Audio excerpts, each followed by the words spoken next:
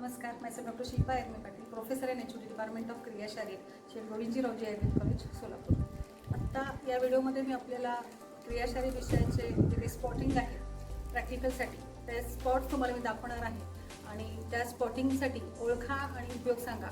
साधारणपणे अशा पद्धतीचे प्रश्न विचारले जातात. तर आत्ता आपण पाहूया क्रियाशारी स्पॉटिंगमध्ये कुठले कुठले इन्स्ट्रुमेंट्स येतात. तर सर्वप्रथम या ठिकाणी हा स्टुडंट्स सिंपल मायक्रोस्कोप आहे. It is a base. त्याच्यानंतर हा arm. This is eyepiece which is having a power of 5x, 10x or 15x. This is a stage. We should put the object over here. या ठिकाणी screw adjustment दिलेले आहेत, ज्याच्यामुळं आपण जी काही slide आहे ती स्लाईड आपण मागे पुढे घेऊ शकतो. अशा पद्धतीची मुवमेंट आपण या ठिकाणी करू शकतो. स्लाइडिंग करू शकतो स्लाइडचं. Then there are 3 lenses, 10x, 45x and 100x. 10x is used for low power lens. It is used in WBC counting. 44x is high power lens which is having a power of 45, that means 450 magnification is there. It is used in RBC practical. And 100x lens which is used in differential leukocyte count. It is a nose piece tube. These are the screws. Coarse adjustment screw and fine adjustment screw is there.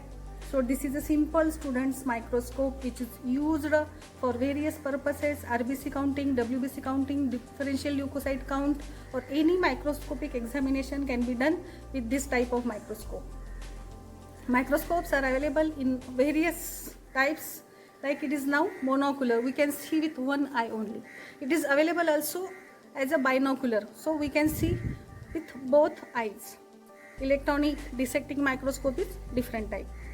Then these are the test tubes which are used for various purposes. Like in urine we use these test tubes.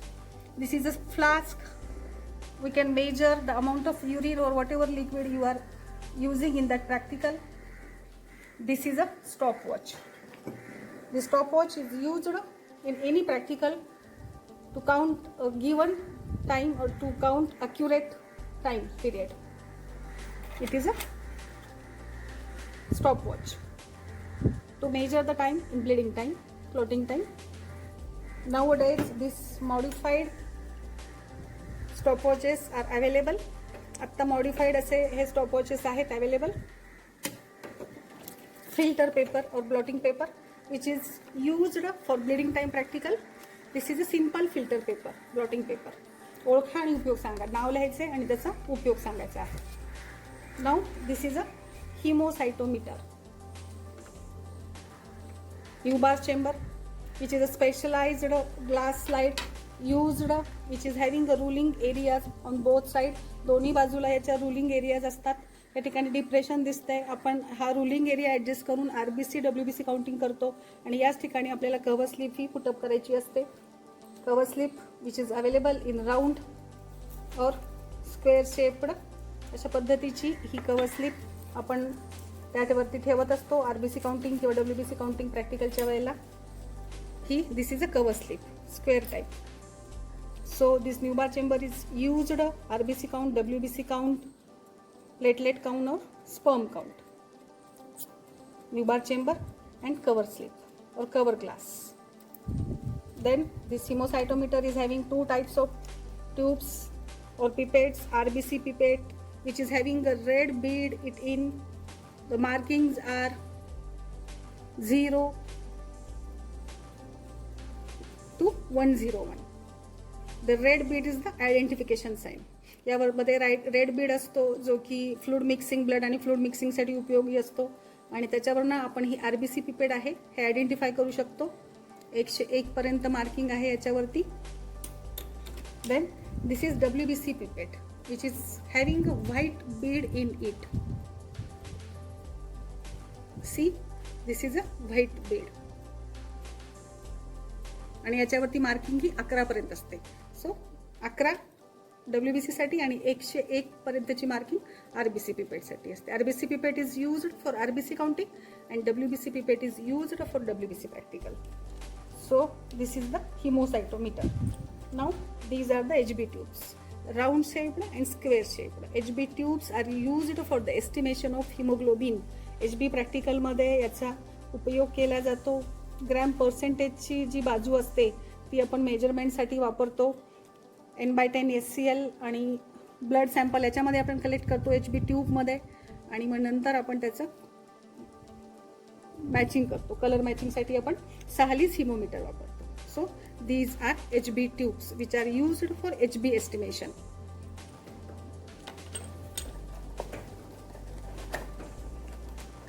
This is Sahalys hemometer, which is having a yellowish color glasses on both sides.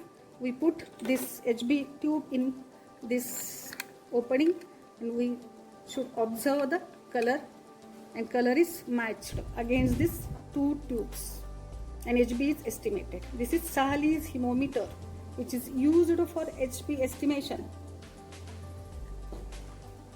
Then this one is tuning fork.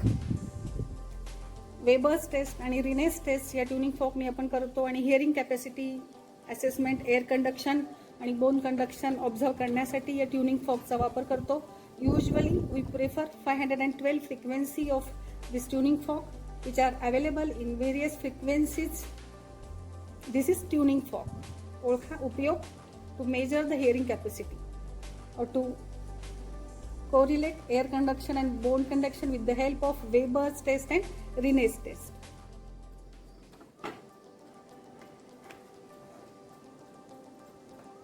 This is urinometer which is used to measure the specific gravity of urine. Urinometer urine प्रॅक्टिकलमध्ये जे physical examination आपण करतो त्याच्यामुळे मध्ये मूत्राची भौतिक परीक्षण, विशिष्ट गुरुत्व, स्पेसिफिक कॅपॅसिटी, स्पेसिफिक ग्रॅव्हिटी मोजण्यासाठी या युरिनोमीटरचा उपयोग केला जातो. याच्यावरती मार्किंग आहेत 1000 ते 1060 पर्यंत याच्यावरती मार्किंग दिलेले आहेत आणि जिथेपर्यंत ज्या लेवलला ही स्टेबल होतं युरिनोमीटर ती लेवल आपण मोजतो आणि ती त्या मूत्राची विशिष्ट गुरुत्व असतं, specific gravity. So this urinometer is used to measure the specific gravity of urine.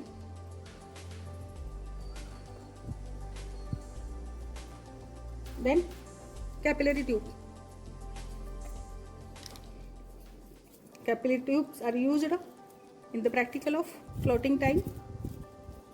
Capillary tube method नी जे प्रॅक्टिकल करतो आपण त्याच्यामध्ये ही कॅपिलरी ट्यूब वापरतो ज्याच्यामध्ये आपण पूर्ण ब्लड फिल करतो आणि मग नंतर 1-1 मिनिटांनी आपण क्लॉटिंग टाईम त्याचा ब्रेक करून क्लॉटिंग टाईम आपण मोजू शकतो. So these are the capillary tubes which are used in clotting practical.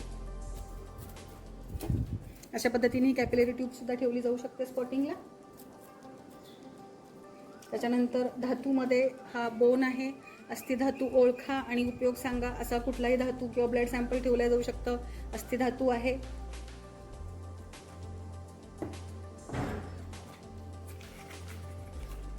Then thermometer which is used to measure the temperature in degree Celsius or degree Fahrenheit.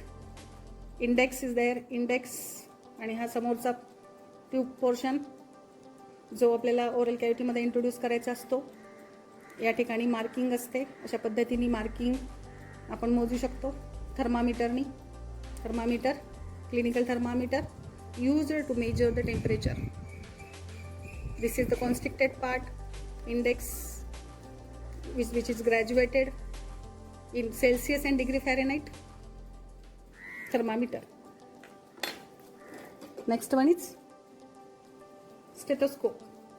Stethoscope is available in various colors or sizes. वेगवेगळ्या ह्याच्यामध्ये available असतो. This is the chest piece or diaphragm, conducting tube and ear pieces. Ear tubes. Ear tubes अशा पद्धतीने बनवलेले असतात. Plastic cap ह्याला cover केलेली आहे ज्याच्यामुळे आपल्या कानांना कुठलीही इजा होऊ शकत नाही. अशा पद्धतीचं प्लास्टिक कॅप असतो. We can remove it or we can replace it.